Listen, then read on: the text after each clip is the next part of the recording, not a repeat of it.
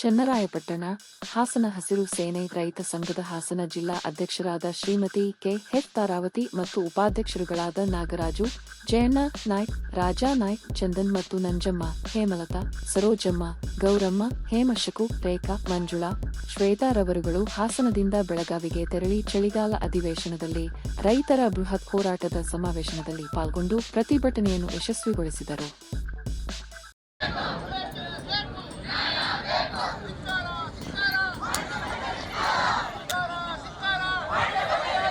ಅಂತ ಹಾಸನ ಜಿಲ್ಲೆಯಿಂದ ಹಾಸನ ಜಿಲ್ಲಾ ಅಧ್ಯಕ್ಷರು.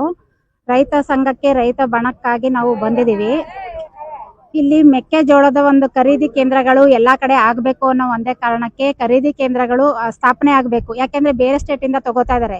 2400 ರೂಪಾಯಿ ಬೆಲೆ ನಿಗದಿ ಮಾಡಿದ್ದಾರೆ.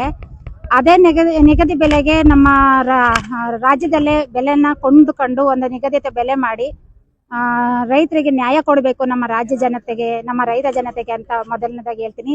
ಮತ್ತೆ ಸರ್ಕಾರಿ ಶಾಲೆಗಳು ಎಲ್ಲ 4000 ಶಾಲೆಗಳು ಮುಚ್ಚುತ್ತಾ ಇದ್ದಾರೆ.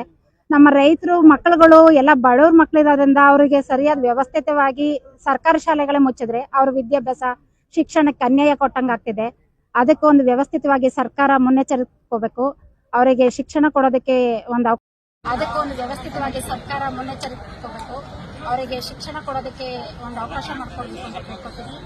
ನಂತರ ಸರ್ಕಾರಿ ಆಸ್ಪತ್ರೆಗಳಲ್ಲಿ ಸಾಕಷ್ಟು ಸೌಲಭ್ಯಗಳಿಲ್ಲ. ಯಾಕೆಂದ್ರೆ ರೈತರುಗಳು ಹೋಗೋದೇ ಸರ್ಕಾರಿ ಆಸ್ಪತ್ರೆಗಳಿಗೆ. ಆ ಸರ್ಕಾರಿ ಆಸ್ಪತ್ರೆಗಳಲ್ಲಿ ಸೌಲಭ್ಯಗಳಿಲ್ಲ ಅಂದ್ರೆ ಬಡವರು ಬಗ್ಗರು ರೈತರುಗಳಿಗೆ ಎಲ್ಲಿ ನಾವು ವ್ಯವಸ್ಥೆ ಮಾಡ್ದಂಗಾಯ್ತು ಈ ಸರ್ಕಾರ. ಯಾಕೆಂದ್ರೆ ದುಡ್ಡಿರೋರು ಆಸ್ಪತ್ರೆಗಳಿಗೆ ಹೋಗೋದಕ್ಕೆ ಹೋಗಲ್ಲ. ಅಲ್ಲಿ ಸರ್ಕಾರಿ ಆಸ್ಪತ್ರೆಗೆ ಹೋಗೋರೆ ರೈತರು, ಬಡವರು, ಕೂಲಿ ಕಾರ್ಮಿಕರು. ಅವ್ರಿಗೆ ನ್ಯಾಯ ಕೊಡಿಸ್ಬೇಕು ಅಂತ ಸರ್ಕಾರದಲ್ಲಿ ಕೇಳಿದೆ.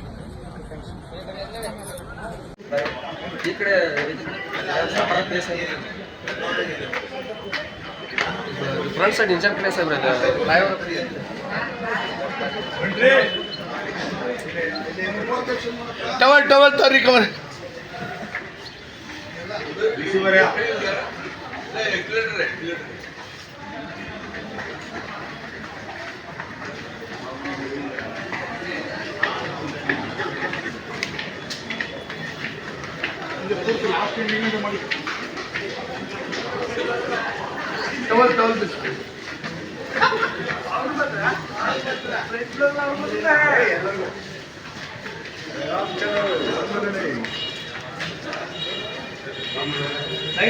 हाँ मैंने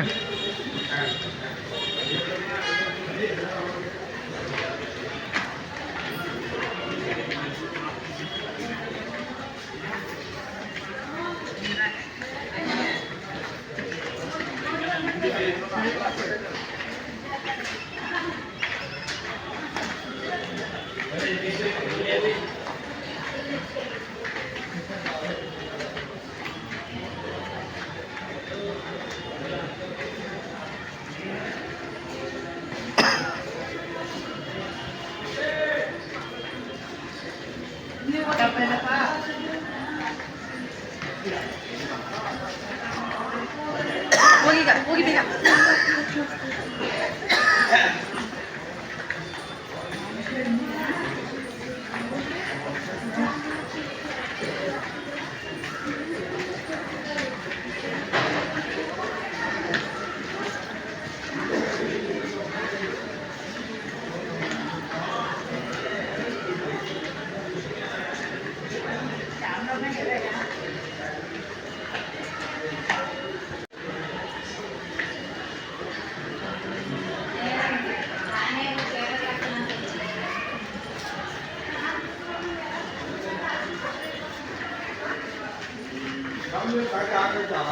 अंकल हाँ आइए इंदा होगी बने